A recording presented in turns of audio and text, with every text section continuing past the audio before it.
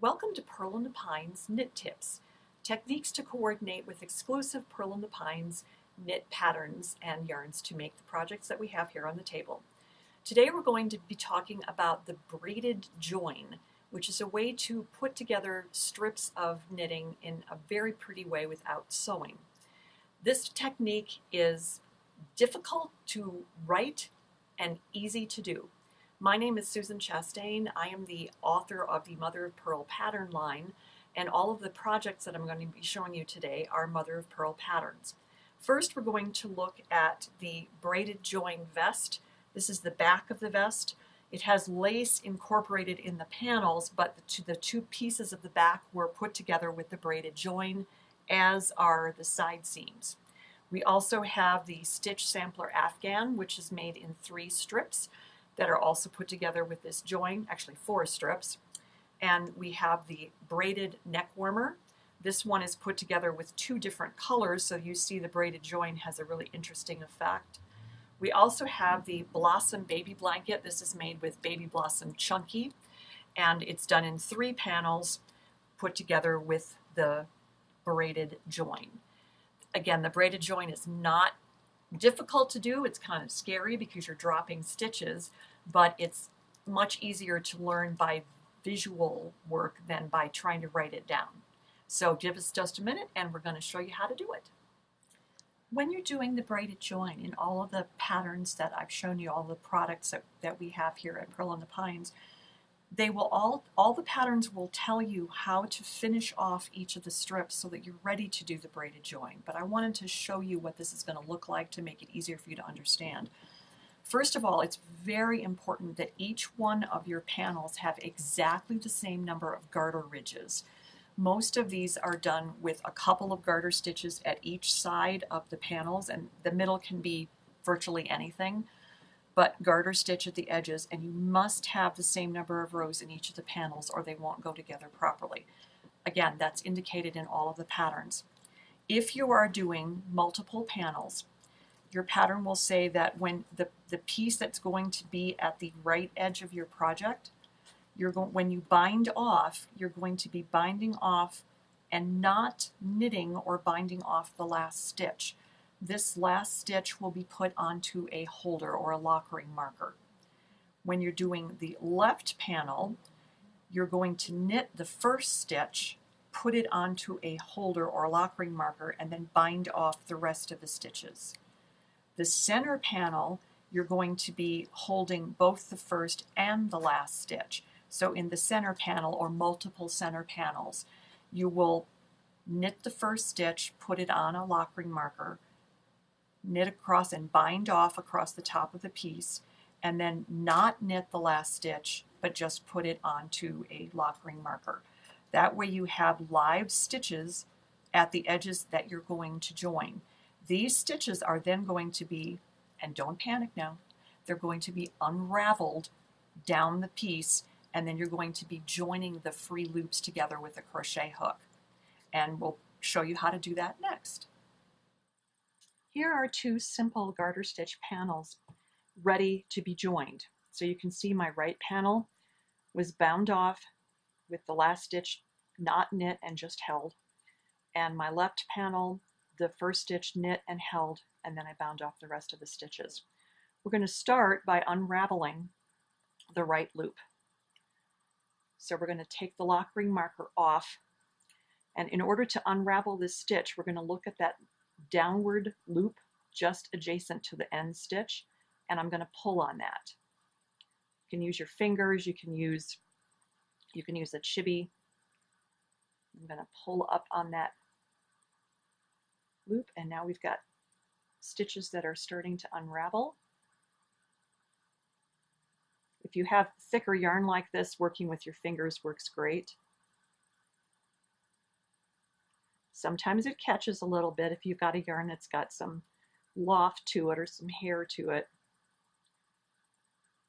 You want to just be gentle. Doesn't that look scary? Now you have the option when you're doing this, you can unravel your entire piece all the way down, or you can just go part way down,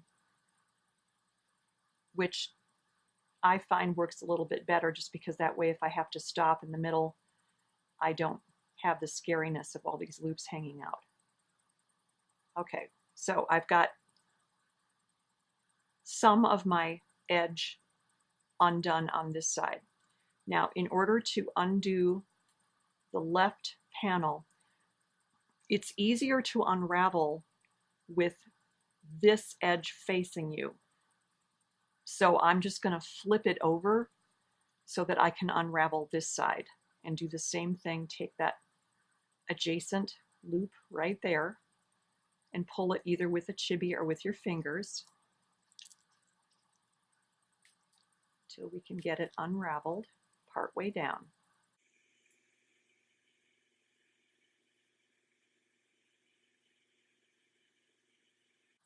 Again, I was very careful, even making these swatches, that I made sure that I had the same number of rows in each swatch.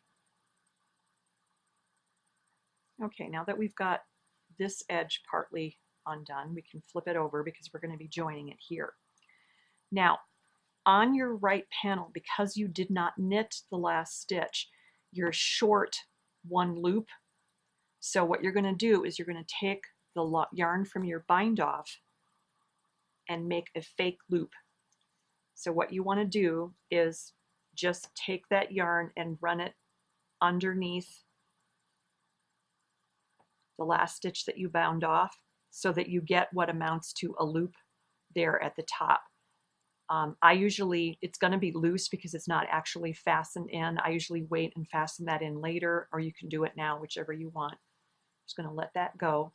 Okay, now we're going to be ready to join. What we're going to do is we're going to take a crochet hook, and you're not crocheting here. You're just using the crochet hook as a tool. So if you don't crochet, don't panic. Take the hook and go from the top down under the first two loops. Then what you're going to do is take your adjacent piece and take the top two loops from that piece and pull them through. Okay, now since these two loops came from the left piece, I'm going to go to the right piece and take the next two loops and pull them through. Then the next two loops from the left piece and pull them through. And we're going to keep doing this all the way down. If you get confused about where you're supposed to go next, just notice where the two loops came from and know that you're going to the opposite side. Notice I'm using my fingers a little bit here too. And you can see how pretty that looks. It's also a good idea every once in a while to just check on the other side to make sure that you didn't miss a loop somewhere. And when you get to the point where you can't keep going because you have stopped unraveling, if you want to, you can take one of your lock ring markers and just grab the last loops that you braided. And now we're ready to unravel the rest of the piece all the way down to the bottom. I've tried writing this out and I don't even understand what I'm saying when I try to write it. So I'm hoping that this will be helpful to you because there's so many great projects out there that use this wonderful join. Okay, and then again, we're going to flip this side over just to make it easier to grab that downward loop. And we're going to go all the way down.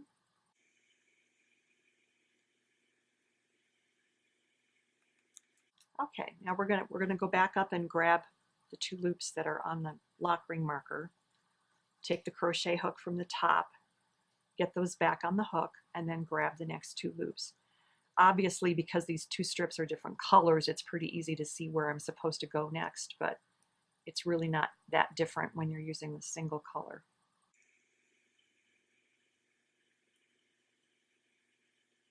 If for some reason you find that you're off and it looks like you're not going to have the same number of loops going from side to side, then you can hedge it by grabbing only one loop instead of two. But don't take three or it'll pucker.